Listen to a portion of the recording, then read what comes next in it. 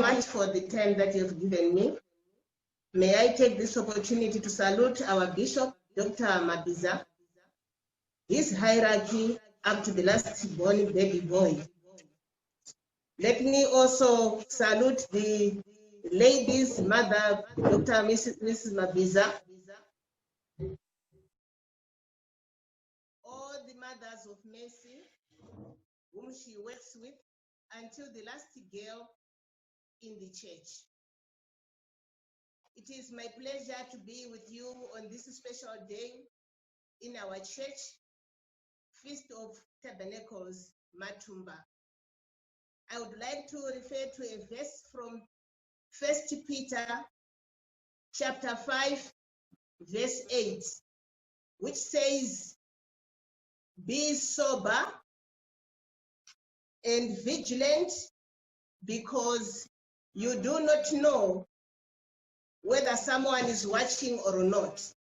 In other words, it says, the devil is like a lion, roaring and of course roaming about in order to devour you. So as a church, I am saying I am responsible for education. I therefore want to concur and link this information to education. That of course, as parents, we need to be sober. We need to have sobriety, clear conscience of mind about what we want to do. We should not have hangover over anything. Let's have a clear mind about our church's vision, which says we need to educate our children. Yes, we want to give them anything else that we may, but there are pertinent issues that we should not forget. One, we need to give them the realization that God is of paramount importance in life.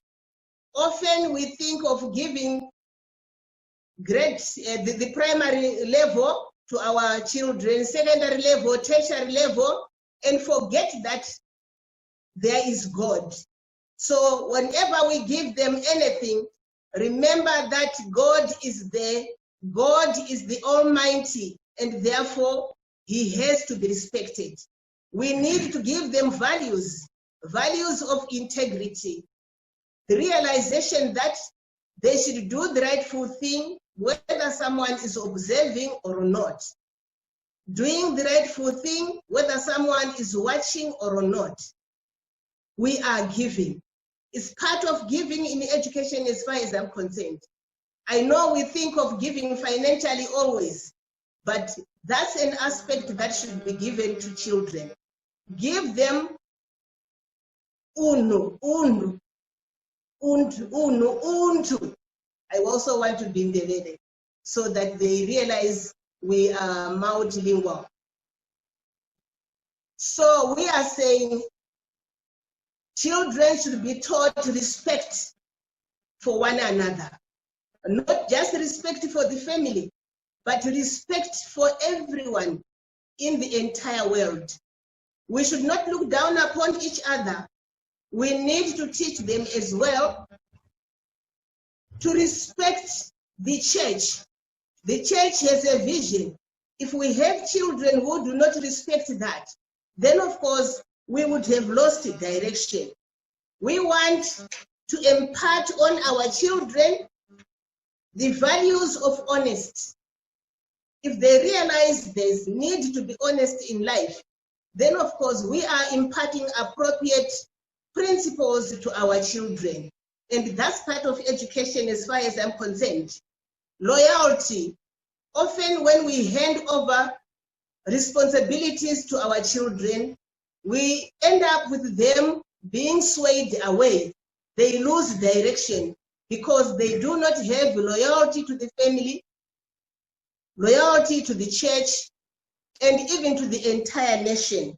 So I am saying, let this be given to our children. Give them the values of being industrious in life. There is nothing that can ever happen to a person without hard work. And that's a value that I'm requesting parents and any other person, be it a guardian or not, to ensure while we give the church, give the young ones, the youth, the children, appropriate values pertaining hard work. We need also to be vigilant, as our program, our Bible says, vigilance, which means alertness. Look around and see what's happening. And of course, what is it that you can do? Desist from laziness, which is the opposite of being industrious. There's nobody who wants to be associated with a lazy person.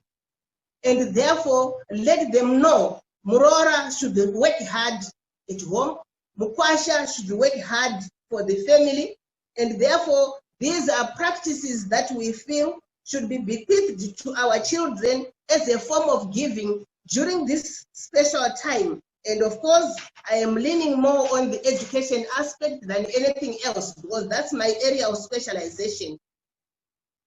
They need to desist from incorrigible behavior. Normally, when you are at home, someone wants to correct you, but a person refuses to be corrected. When you are at workplace, equally the same happens. You want to be guided, but you refuse to be guided. Even in the church, if someone gives you guidance, we have tendencies of refusing and of course alleging issues that are non-existent. Yet it was a simple guidance to guide you to desist from bad behavior, bad practices. Young ones, the youth, I would request you not to be swayed by the life that we experience on a daily basis. Let me take ladies, for instance, the young ones. Once you are called, you are yellow bone, then of course, the world is, I don't know. You believe you are someone who is great. And of course, the young ones, you are told by the young boys, Mama Sita, you are the only one. Again, you are swayed by life. We are saying, as parents, give our children appropriate values, appropriate principles that can make them live life correctly as they grow up. I am proud that our Bishop, Dr. Mavisa, is well conversant with all this that we are talking about. No wonder why he introduced education, construction of schools. It's because he knows. So we are supposed to follow suit in our families, at school, and everywhere else.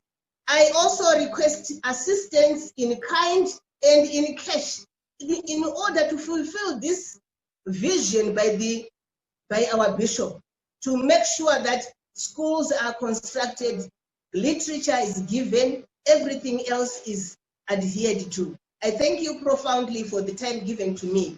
Thank you.